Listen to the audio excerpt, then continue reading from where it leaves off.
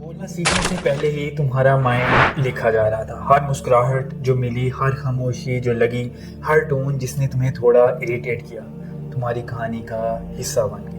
हम समझते हैं, हम चॉइसेस लेते हैं फ्री विल से, पर हर डिसीजन, हर डर, हर रिश्ते के नीचे कुछ और पुराना चल रहा हो। बचपन में लिखा गया अनकॉन्शियस स्क्रिप्ट, इतना गहरा कोड कि खुली आंखों के सामने छुपा रहता है। तुम सिर्फ रेज नहीं हुए, तुम कंडीशनड हुए, और ये कंडीशनिंग 18 साल पे खत्म नहीं होती। जब तुम एडल्ट बनते हो, ये तुम्हारे माइंड की आर्किटेक्चर बन जाती है, एक इनविजिबल सॉफ्टवेयर जो ह्यूमन मशीन को चलाता रहता है। तो असली सवाल ये नहीं कि तुम आज कौन हो, असली सवाल है तुम्हें ऐसा किसने बनाया। हर बच्चा प्योर पोटेंशियल होता है, एक नर्वस सिस्टम जो महसूस करके दुनिया सीखता है, पर दुनिया सिखाती है एसोसिएशन से। यही होता है कंडीशनिंग का बुनियादी तरीका, इंसानियत से भी पुराना। 1920 में जॉन वॉटसन और रोज़ाली रेनर ने एक बच्चे को सफेद चूहा दिखाया, तो वो बच्चा इसे देखकर हंसा, फिर चूहे के साथ जोर का आवाज जुड़ा। कुछ ट्रायल्स में ही बच्चा सिर्फ चूहा देखकर रो पड़ता था। फियर प्रोग्राम हो गया कि जब भी ये साउंड आएगा तो चूहा है, जो कि एक किस्म का डेंजर का साइन। अब क्या हुआ कि जो भी चीज़ उस जैसे थी, खरगोश, फर कोट, सब एक किस्म के ट्रिगर बन गए। ये सिंपल एक्सपेरिमेंट एक बड़ी सच्चाई खोलता है, दिमाग प्यार और डर दोनों सीखता है समझने से पहले। जब बच्चा प्यार मांगता है और उसे गर्मजोशी मिलती है तो एक पाथवे बनता है, कनेक्शन इज सेफ। जब गुस्सा और उदासी दिखाने पर डांटा जाता है तो दूसरा पाथवे बनता है, feeling is dangerous. Neuron wire होते हैं, साइनेप्सिस स्ट्रेंथन, और धीरे धीरे एक शख्स प्रिडिक्टेबल बन जाता है, खुद के लिए भी और अपने घर वालों के लिए भी। जब पेरेंट डांटता है या मुंह फेर लेता है तो बच्चे के जिस्म में लिखा जाता है, my emotions are not welcome. और ये सब चाइल्डहुड से निकलकर रिश्तों, कॉन्फिडेंस और सेल्फ वर्थ तक पीछा करता है। इमोशंस की नकल करने वाले मिरर न्यूरॉन्स, इन पर स्टडी की गई और पता चला हम एक्ट करें या किसी को एक्ट करते देखें तो सेल्स फायर करते हैं। माँ मुस्कुराए तो बच्चे का ब्रेन ऐसे ही लाइट अप होता है जैसे वो खुद मुस्कुरा रहा हो। यहीं से एम्पैथी, लैंग्वेज, सेल्फ इमेज बनती है। अगर केयर गिवर एंग्शियस था तो तुम्हारा ब्रेन विजिलेंस सीखता है, अगर वो कोल्ड थे तो तुम्हारा ब्रेन डिस्टेंस सीखता है। तुमने सिर्फ उनके जीन्स नहीं लिए, उनके नर्वस सिस्टम के पैटर्न्स को भी रेप्लिकेट किया। किसी ने खूबसूरत बात की कि show me the child at 7 and I will show you the man. तकरीबन 7 साल तक सबकॉन्शियस नियरली 95% बिहेवियर सेट हो चुका होता है। तो सोचो, तुम्हारी जिंदगी का कितना हिस्सा तुम्हारा है और कितना वो जो बिना पता चले इंस्टॉल हो गया। बचपन में ही जब तुम किसी चीज पर फोकस नहीं कर रहे थे तो तुम्हारा हार्डवेयर, सॉफ्टवेयर सब कुछ बदला जा रहा था। कंडीशनिंग रिफ्लेक्स बन रही थी, अटैचमेंट रिश्ते बना रही थी। जन्म के पल से सर्वाइवल एक चीज पर था, कनेक्शन। केयर गिवर्स ने उससे कैसे डील किया, ये बना तुम्हारी जिंदगी का फुल ब्लूप्रिंट। रोने पर अगर तुम्हें किसी ने तसल्ली दी तो तुम्हारे ब्रेन ने सीखा कि सेफ्टी है, ये है सिक्योरिटी, प्यार देने लेने की कश्मकश, ट्रस्ट, कॉन्फ्लिक्ट को रिजॉल्व करना। अगर तुम्हारे अंदर एंशियस ब्लूप्रिंट इंस्टॉल हुआ तो इसका मतलब है कि तुम्हारा केयर गिवर, तुम्हारी मदर या तुम्हारी फादर कभी तुम्हारे लिए बहुत गर्मजोशी दिखा रहे थे और कभी बिल्कुल गायब। ब्रेन ने सीखा एंजाइटी। अगर तुम बड़ी सेल्फ सफिशिएंट पर्सनैलिटी हो तो ये तुमने चॉइसेस से नहीं सीखी, बल्कि शायद तुम्हारी मजबूरी थी।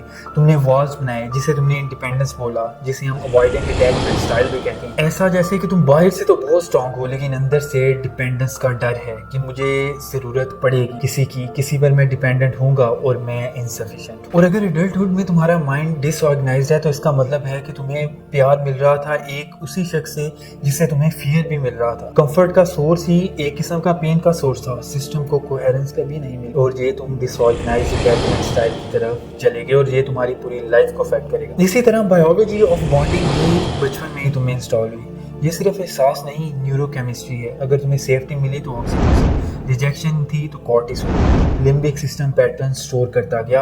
अब एडल्टहुड में बॉडी लव पे वैसा ही रिएक्ट करती है जैसे कभी बचपन में माँ का प्यार मिलने पर करती थी। तुम सेम लोग अट्रैक्ट नहीं करते, तुम्हारा नर्वस सिस्टम सेम फेमिलियरिटी ढूंढता रहता है पूरी जिंदगी। वही पैटर्न दोहराते रहते हो। सबकॉन्शियस के लिए अगर फेमिलियरिटी है तो उसमें हैप्पीनेस है, चाहे वो तुम्हारे लिए मुश्किल भी हो। और सबसे मुश्किल सच, तुम पास्ट रिपीट चाहकर नहीं करते, तो रिपीट इसलिए करते हो क्योंकि जिस्म उसे होम समझता है, घर वाली फीलिंग आती है। पर अवेयरनेस से रीराइट शुरू हो जाती है। जिस पल तुम पैटर्न्स देख लेते हो, कौन से लोग चेस करते हो, कौन से डर रिपीट, कौन से इमोशंस नाम, उसी पल तुम उनके बाहर कदम रख सकते हो। सीखा गया है अनलर्न भी हो सकता है, लेकिन अफसोस की बात यह है कि जो बचपन में सिखा दिया जाता है उसको 99% कभी नहीं भूलते। लेकिन यहाँ एक पैराडॉक्स भी है, कंडीशनिंग तुम्हारी चॉइस नहीं थी, पर उसे देखना अब तुम्हारी चॉइस है, और देखते ही इक्वेशन बदल जाती है। अवेयरनेस जिस चीज के सामने नहीं करोगे उसे हील कैसे होगे? अपनी ऑटोमेटिक रिएक्शंस ऑब्जर्व करो बिना जज किए। टेक्स्ट ओवरथिंक हो, रेस्ट पर गिल्ट हो, अफेक्शन पर बेचैनी हो, पॉज। ये तुम्हारा बचपन बोल रहा है, तुम्हारा ट्रुथ नहीं, तुम्हारी ट्रेनिंग। आवाज पहचान ली तो मानना छोड़ दिया। जो हिस्सा बच्चे की तरह रिएक्ट करता है ब्रोकन नहीं, वो अनहील्ड है, उसे रीप्रिंटिंग की जरूरत है। वो सेफ्टी देना चाहता है जो कभी उसे मिली नहीं। खुद से वैसे बात करना जैसे एक मेहरबान पेरेंट करता है, वैसे करो। डर आए तो it's okay to feel this, shame आए तो you don't have to unlove. ये ड्रामा नहीं, ये न्यूरोप्लास्टिसिटी है, ये कोई एक्ट नहीं है। हर सेल्फ कंपैशन एक्ट नया न्यूरल पाथवे बनाता है। Punishment leads to patience, patience and fear leads to familiarity. Mindfulness past को मिटाता नहीं, तुम्हारे रिलेशनशिप बदलता है। ट्रिगर को देखकर रिएक्ट ना करना ऐसे ही है जैसे ब्रेन को नई पॉसिबिलिटी सिखाना। Discomfort is not equal to danger. हर कॉन्शियस पास्ट तुम्हारे पास्ट का रिफ्लेक्स पर छोटी सी बगावत है। इसी तरह अवेयरनेस लिबरेशन बन जाती है, तो रीराइटिंग शुरू हो जाती है। बचपन ने आर्किटेक्चर बना दिया है, तो बड़े होके तुम रीडिजाइन कर सकते हो। अनकॉन्शियस परमानेंट नहीं प्लास्टिक है, तुम्हारा ब्रेन एक लिविंग स्कल्पचर है जिसे तुम फोकस, रेपिटेशन और लेटिंग गो से कार्व कर सकते। शायद ग्रो अप करना किसी नए शख्स बनने का नाम नहीं, ये वो याद करना है जो तुम थे उससे पहले के, जो दुनिया ने तुम्हें सिखाया। पास्ट तुम्हारी मेमोरी में नहीं मरता, वो तुम्हारे रिफ्लेक्सेस में जीता है। वही खामोशी जिसे तुम पीस समझते, पर अवेयरनेस का हर लम्हा स्क्रिप्ट दोबारा लिख सकता है। तुम अपनी कंडीशनिंग नहीं हो, तुम वो कॉन्शियसनेस हो जो उसे देख सकती है। जिस बचपन ने पैटर्न्स बनाए वो तुम्हारा हिस्सा है। अगर इस वीडियो ने तुम्हें अपने पास्ट को क्वेश्चन और अपने चाइल्डहुड में हुए इंसिडेंट के ऊपर फोकस करने पर और रीथिंक करने पर मजबूर किया, तो welcome to Bunny enlightens where mind is experiment.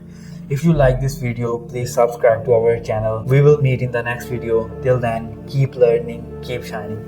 Thanks.